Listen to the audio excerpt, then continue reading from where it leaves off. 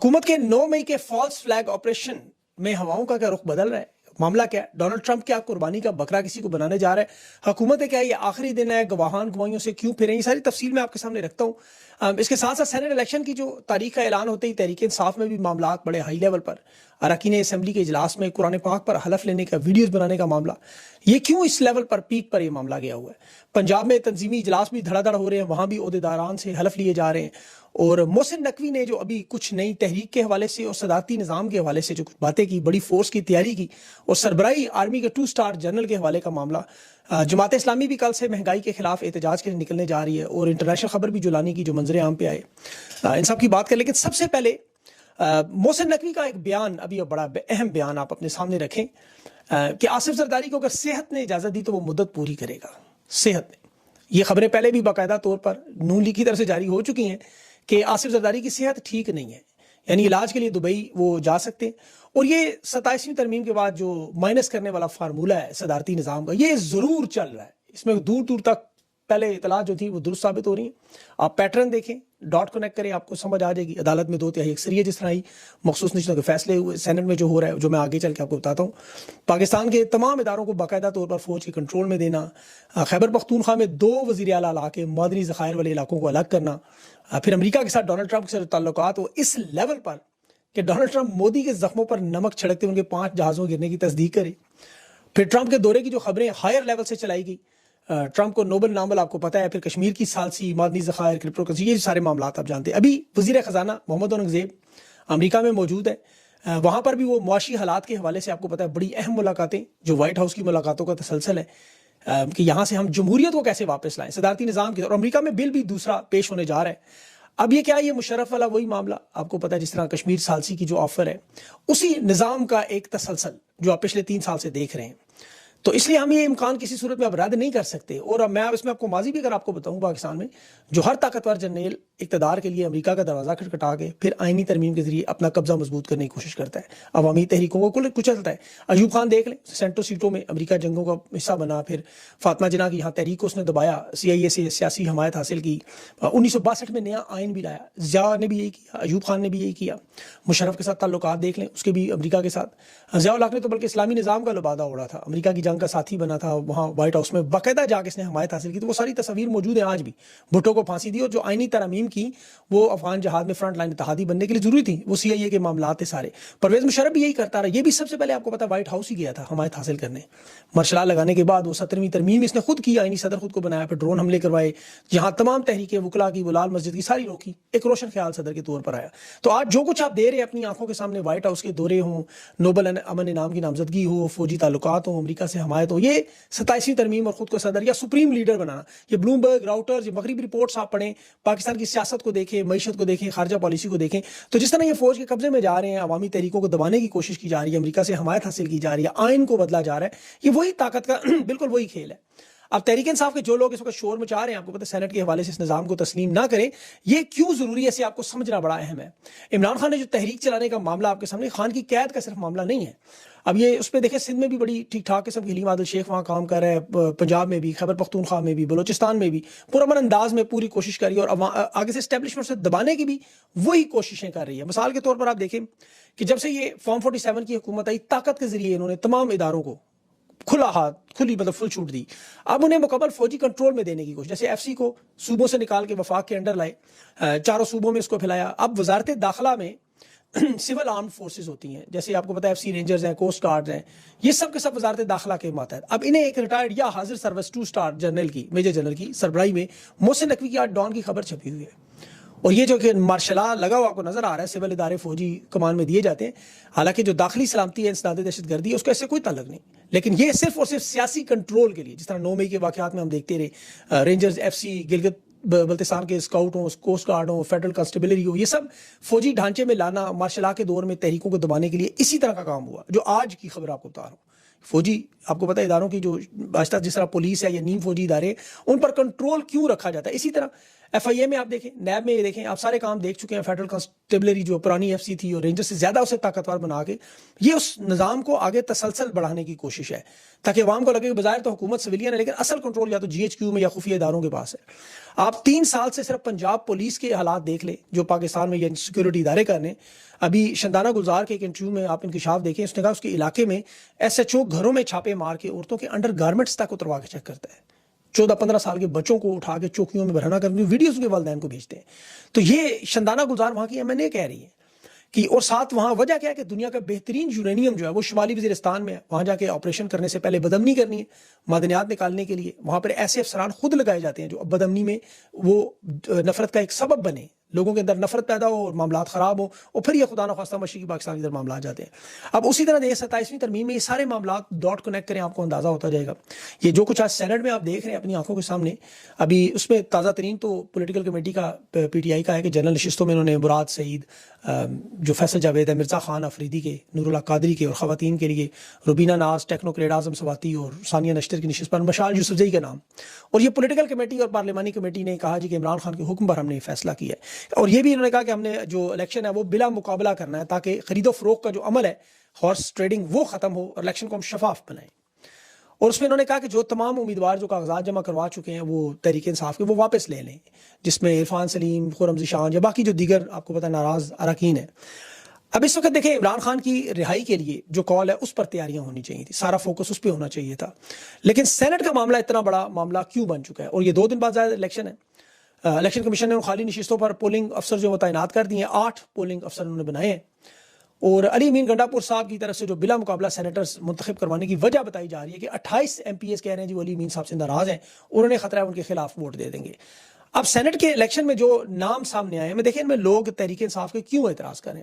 بظاہر تو یہ اتنا بڑا معاملہ نہیں الیکشن ہے, کیونکہ سینٹ تو کہیں نہیں جا رہا, سینٹ کو بند تھوڑی کر ہے, یا سینیٹر جو چلے جائیں گے وہ عمر بھر یہیں بیٹھے رہیں گے, یا تحریک انصاف کو یہاں اتنی بڑی اکثریت حاصل کرنے کی معجزہ رونما کر دے گی, کوئی ایسا نیا جو قانون بنائے گی وہ بہترین ہوگا, یا 27ویں ترمیم کو روک لیں گے.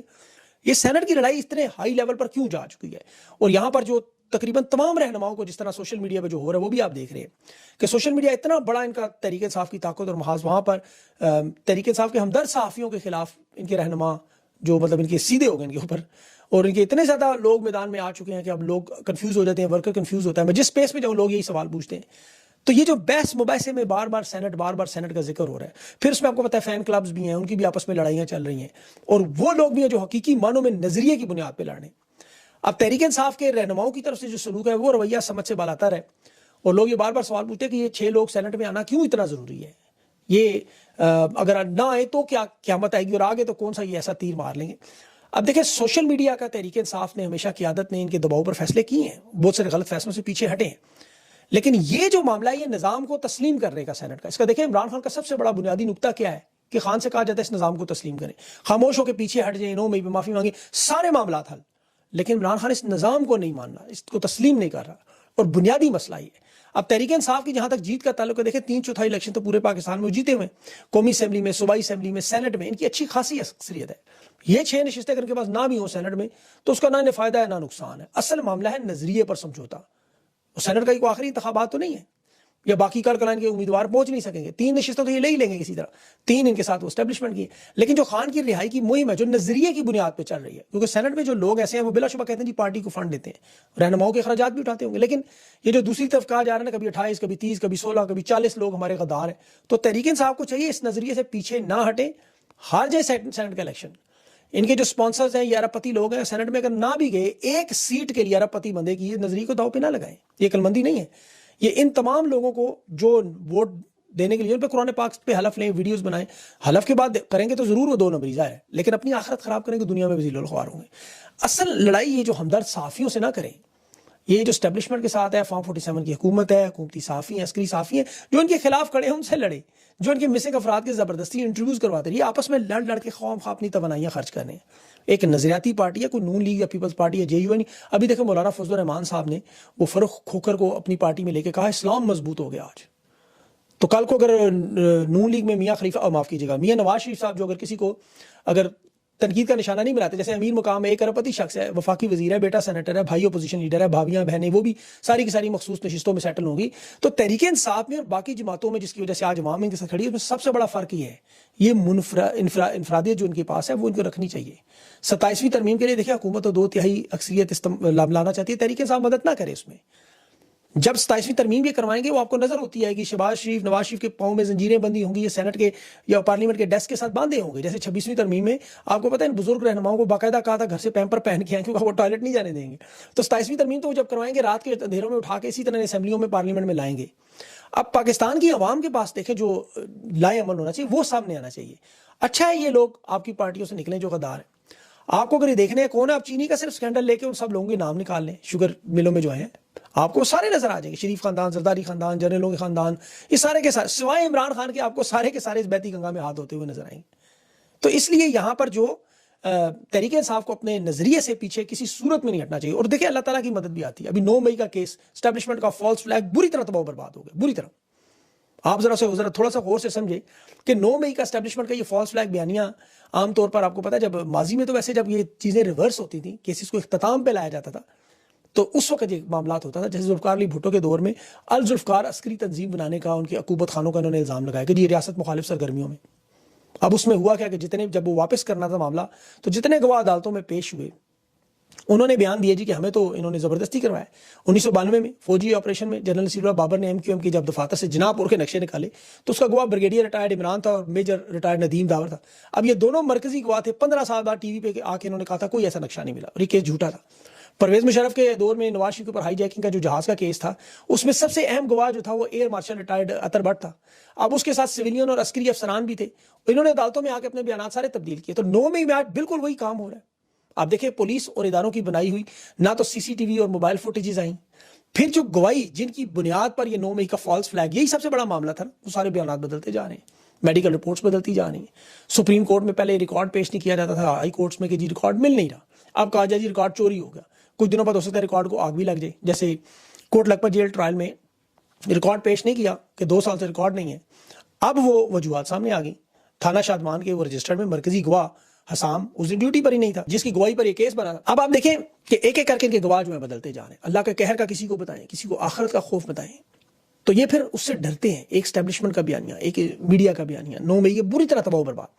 وہ شاکر وان صاحب کی رپورٹ ابھی 9 مئی کے بارے میں کہ FIR میں جو پولیس والے زخمی قرار دیے گئے تھے ان کی جو میڈیکل رپورٹس بنانے والا ڈاکٹر ہے اس نے بتایا کہ یہ تو جھوٹی رپورٹس ہے. عدالت کے سامنے اس نے اقرار کیا کہ مجھے تو جو بتایا کہ میں نے وہ زخم یہاں لکھ دیے. اب جب ان کو چیک کیا گیا تو وہ وہاں زخم موجود ہی نہیں تھے. پھر اسی طرح احرام میں سعودی عرب میں تفتیشی افسر سے گواہی سے انکار کر اللہ کے قہر سے ڈر ہے. اس سے پہلے بھی دیکھیں ڈاکٹر یاسمین راشد کے کیس میں جب بھی کوئی جھوٹی گواہی کے لیے آتا تھا تو ڈاکٹر یاسمین راشد سے قرآن کی آیت پڑھ کے سنا دیتی. اب ظاہر ہے تھوڑا بہت خوف خدا تو رکھتے ہیں, وہ خوفزدہ ہو کے گواہی نہیں دیتے تھے. وہ چاہے ابھی حسام کانسٹیبل ہو یا انسپیکٹر سرور بیان حلفی میں جو مکرا, یہ اسی چیز کا ثبوت ہے کہ ایک پلان اللہ کا اور ایک پلان ان کا ہے. یہ اسے فوجی ٹرائل کی طرح چلانا چاہتے ہیں لیکن لوگوں کو اپنی آخرت بھی تو نظر آتی ہے. انسپیکٹر ابو جنید سلیم صاحب نے بڑے تگڑے صحافی ہیں, انہوں نے کہا انسپیکٹر سلیم کو تو غشی کے دورے پڑ رہے تھے اور انسپیکٹر منیر کے ساتھ جو دوسرا گواہ تھا اس نے تو بیان حلف دینے کے بیان سے انکار کر دیا. اب عدالت کے جج بھی حالانکہ حلف اٹھائے ہوئے ہیں لیکن اپنی آخرت تباہ کریں. مہرنگ بلوچ کے کیس میں 15 روزہ ریمانڈ انہوں نے تو اس میں توسیع کر دی. 4 مہینے سے وہ بے گناہ قید ہے ڈاکٹر مہرنگ بلوچ. انہیں چور دروازوں سے لایا جاتا ہے, وکلا کو ملنے نہیں دیا جاتا. 10 دن کے ریمانڈ کی رپورٹ تھی, بھوک ہڑتال پہ تھی وہ, اب 15 دن کا مزید ریمانڈ ہے. تو عدلیہ کو تو دیکھیں اسی طرح استعمال کر رہے ہیں جس طرح ماضی میں. اور اب عوام نے تو دیکھیں ان تمام معاملات پہ اپنے حقوق کے لیے, جمہوریت کے لیے, انصاف کے لیے, جو عمران خان اس وقت بے گناہ جیل میں اگر جیل کاٹ رہے ہیں تو یہ فیصلہ تو عوام نے کرنا ہے نا کہ وہ کیا اپنی زندگی ایسے ہی گزارا کرنا چاہتے ہیں یا بدلنا چاہتے ہیں. کیونکہ جو لوگ کر رہے ہیں ان پہ آپ بھروسہ نہیں کر سکتے. جس طرح اسرائیل اور امریکہ ہیں, آپ اس کی مثال دیکھیں شام کے حالات میں. وہ ابھی جو جولانی صاحب آئے ہیں منظر عام پہ, یہ امریکہ کے اسرائیل کے ڈھسے ہوئے ہیں. انہیں باقاعدہ ابو غریب جیل میں تربیت کروا کے پھر بشار الاسد کے خلاف استعمال کیا. وہ بھی ایک ڈکٹیٹر تھا بشار الاسد, اسے ہٹایا, انہیں لایا گیا. پھر ان کے ساتھ آپ کو پتا بیانات دلوائے, دوستی کے ہاتھ اسرائیل سے ملوائے, شام سے پابندیاں اٹھائیں, ان کے سروں سے قیمتیں اٹھائیں. پھر امریکہ نے وہی کیا جو ماضی میں ہمیشہ کرتے رہے, اسرائیل سے شام پہ بمباری کروا دی. تو یہ تمام مسلمان رہنماؤں کے لیے اور یہ پاکستان میں جو بیٹھے ہوئے ان سب کے لیے دیکھیں, یہ کہ آپ کبھی بھی سانپ پر بچھو پر بھروسہ نہیں کر سکتے، یہ آپ کو ڈھسیں گے. تو اسی لیے پاکستان کی عوام کو دیکھیں، فیصلہ تو آخر میں انہوں نے ہی کرنا ہے. 24 کروڑ لوگ ہیں، تھوڑے سے تو ہے نہیں، تو انہوں نے فیصلہ کرنا ہے کہ یہ معاملات کو کس طرح. مجھے لگتا ہے 5 اگست تک یہ تحریک جو ہے وہ بہت عروج پر پہنچ جائے گی، اور اس سے پہلے جو ظاہر طاقت کا پورا کھیل کھیلا جائے گا، توڑنے کی کوشش کی جائیں گی، جو 3 سال سے آپ دیکھ رہے ہیں، اس سے پہلے بھی 78 سال میں دیکھتے رہے. اب اس میں آخری دیکھیں معاملہ کیا ہوتا ہے، یہ تو اللہ کو پتہ ہے، لیکن اس میں بیرونی دنیا سے بہت ساری چیزیں ہیں. انشاءاللہ میں اگلے ویلاگ میں کچھ اور چیزیں آپ کے سامنے رکھوں گا. اپنا خیال رکھیں، مجھے اجازت دیں، اللہ حافظ.